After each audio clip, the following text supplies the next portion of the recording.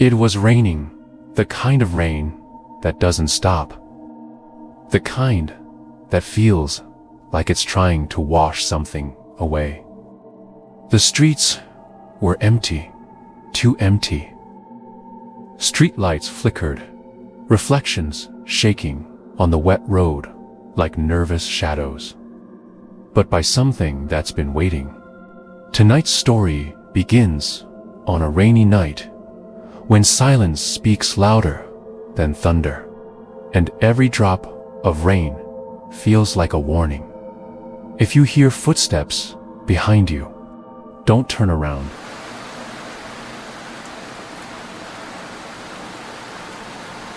The rain started around 6, a soft patter against the kitchen window. By the time the evening news came on, it had turned into a steady drum.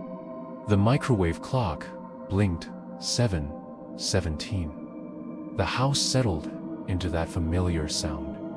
A wet night, warm, almost cozy. My mug of chamomile tea sat beside the remote. Still warm. Outside, the world blurred into gray and black. Streetlights glowing like halos in the rain. Then, the lights flickered. They dipped, surged back. The TV glitched. The weatherman's face broke into digital fragments, then snapped back to normal. Just the storm. That's what I told myself. Power lines always took a beating out here, deep in the suburbs. I pulled the blanket tighter. The wind moaned through the old window frames. That's when I heard it. A sound from the hallway. Not a creak, not the house settling. A soft thump, like a book hitting the floor. I paused the TV, listened. Only rain. I exhaled. Old houses make noise. I pressed play. Then it happened again. Louder, a clatter.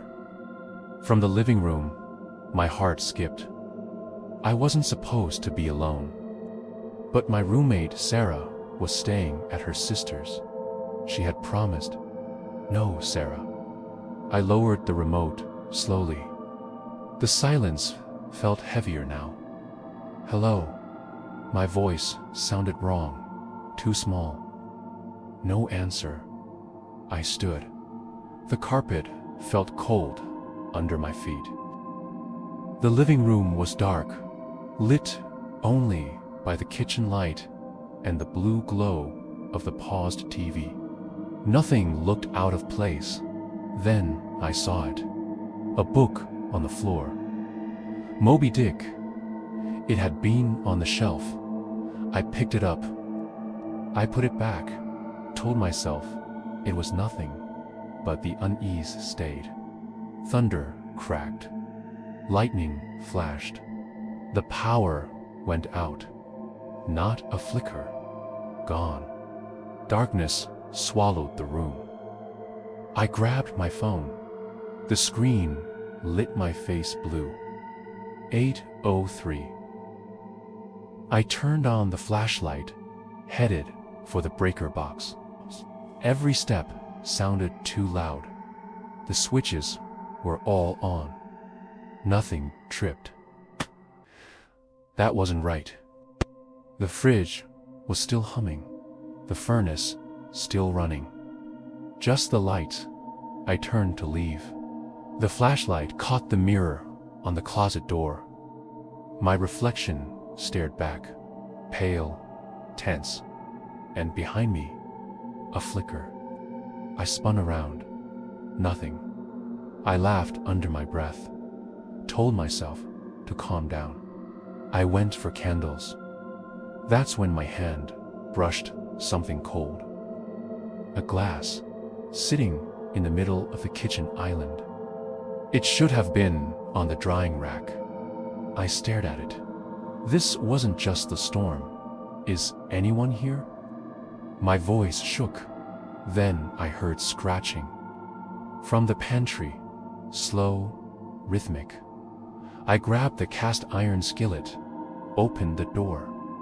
Nothing. Shelves, neat. Food, untouched. I felt stupid. I went to get the candles.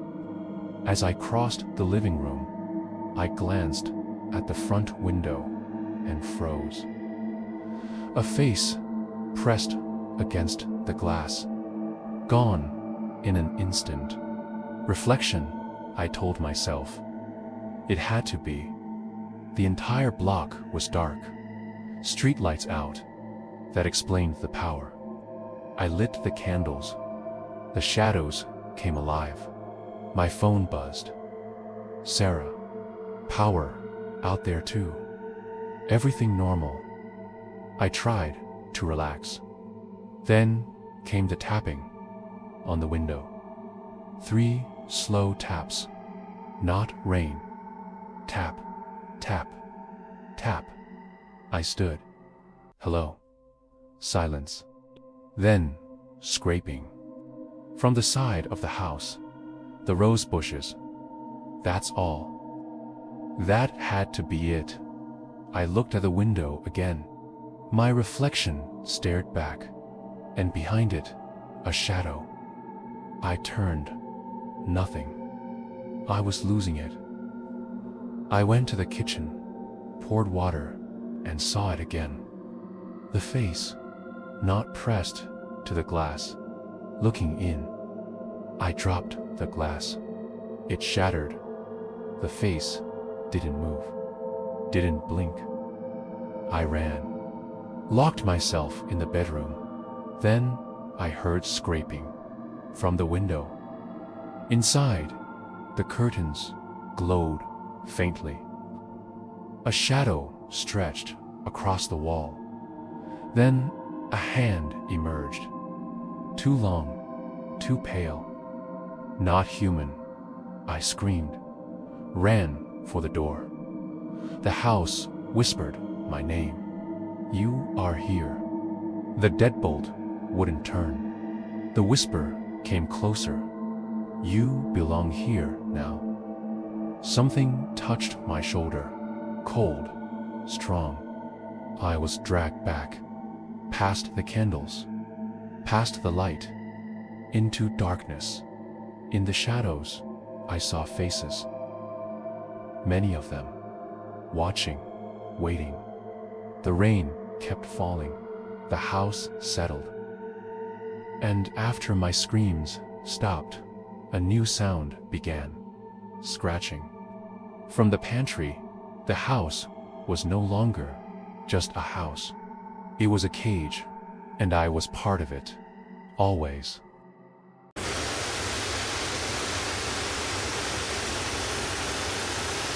It's late.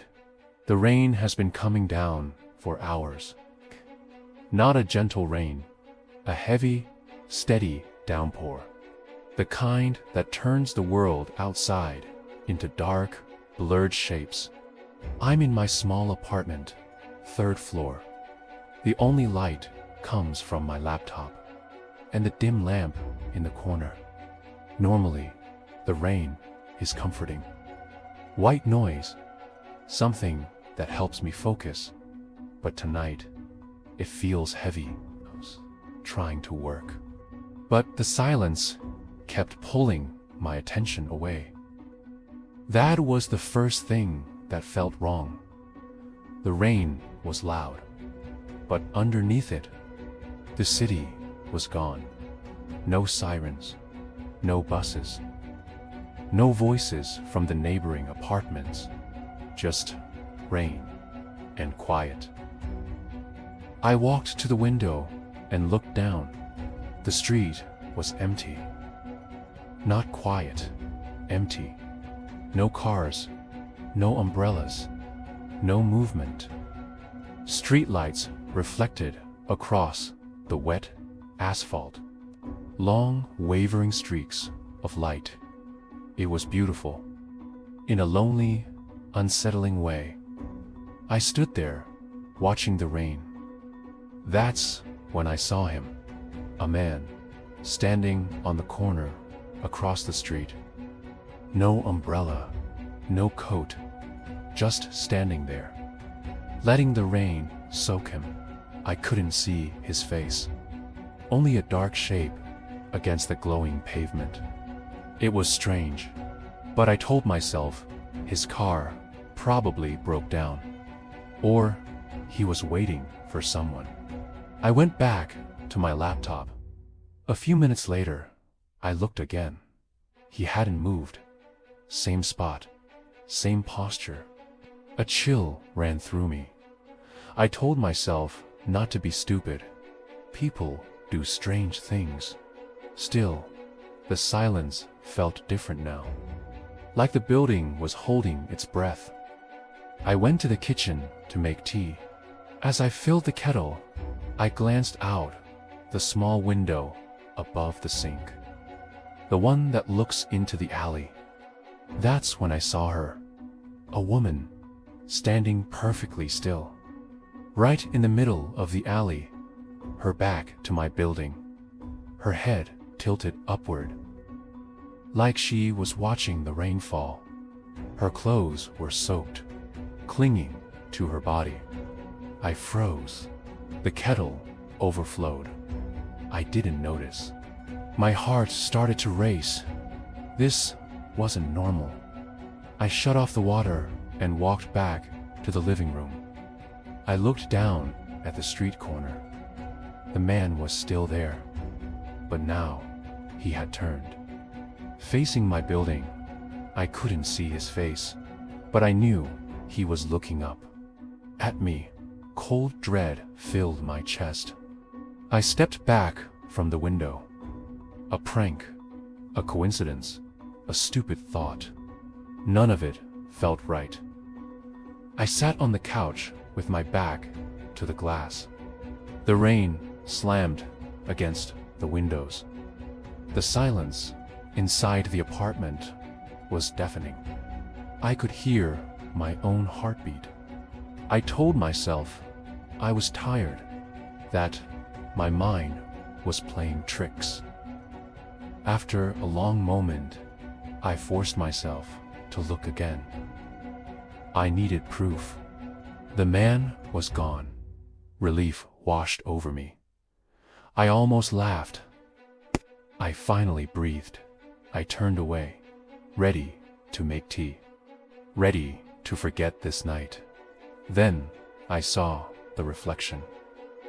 In the window of the building across the street, my lamp cast a faint glow.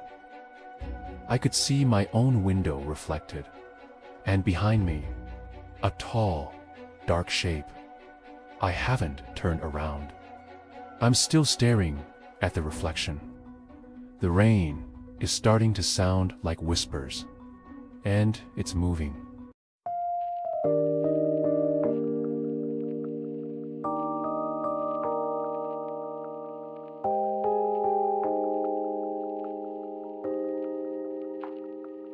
I wasn't scared of the rain before that night.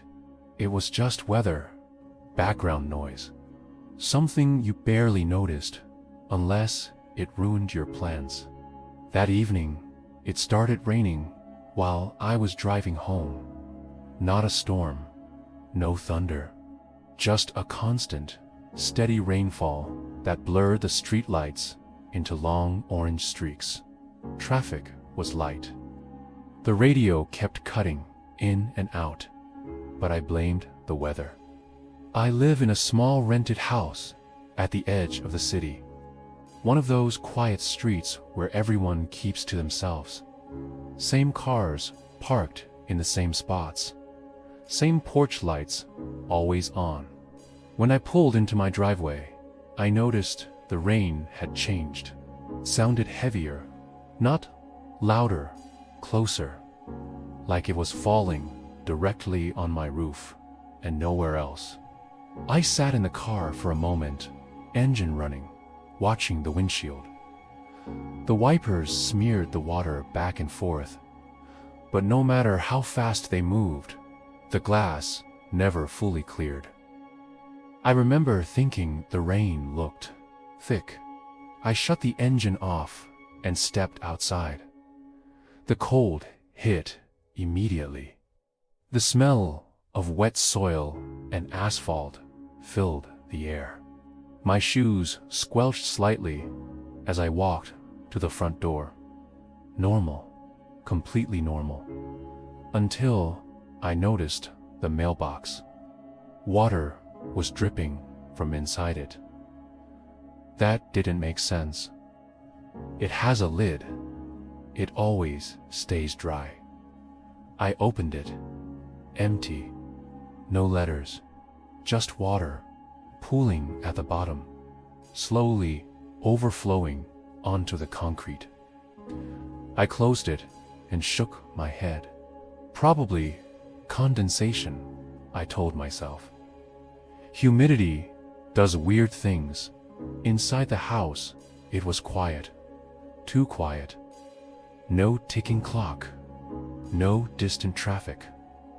Even the rain sounded muffled now, like it was being absorbed by the walls. I hung my jacket on the chair instead of the hook. I don't know why. Small details stick with you later. The floor near the door was wet. I hadn't noticed tracking that much water in, but I grabbed a towel anyway and wiped it up. The towel came away darker than it should have. I sniffed it.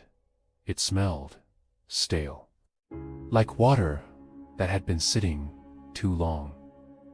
I tossed it into the sink and turned on the light in the hallway. The bulb flickered once, twice, then steadied. That's when I heard the sound from the back of the house. A soft, rhythmic tapping, not on glass, not on wood. It sounded like rain hitting something hollow. I stood still, listening. The tapping stopped. I waited. My heart started doing that slow, uncomfortable thump that comes when you know you're paying attention too closely.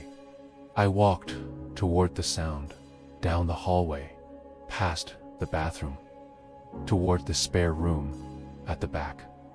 I don't use it much, just storage and an old desk. The door was closed. It hadn't been when I left that morning. I reached for the handle, cold, unnaturally cold. Before I could open it, water slid out from under the door.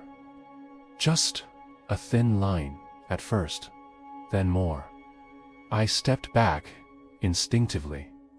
Burst, I muttered. Saying it out loud made it feel manageable. I grabbed my phone and opened the door. The room wasn't flooded. The floor was dry. The walls were dry.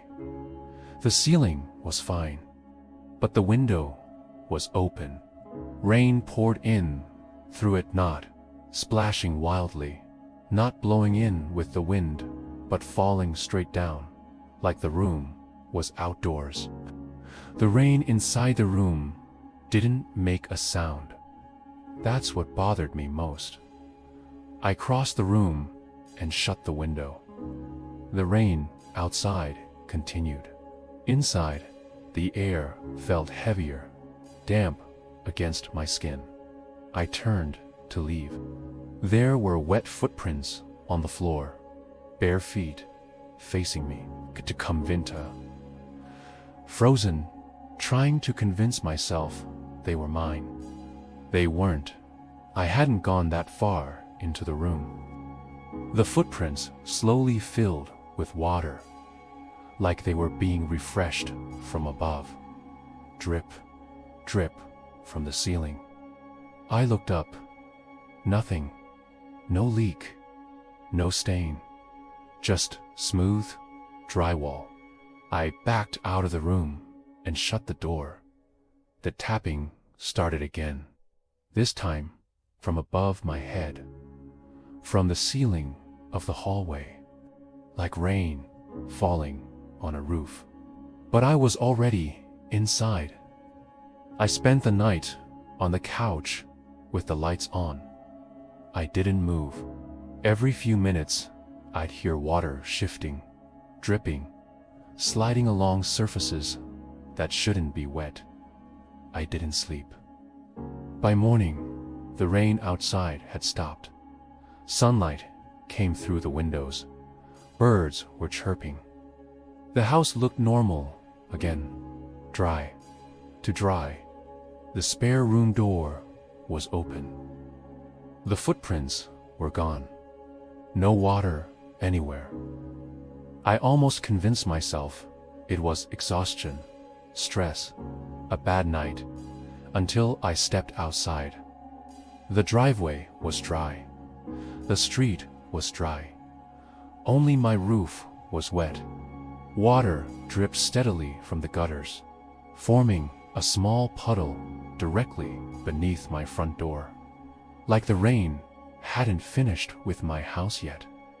I moved out 2 weeks later, but sometimes when it rains at night, I wake up to the sound of water hitting something hollow. And it always sounds like it's directly above me.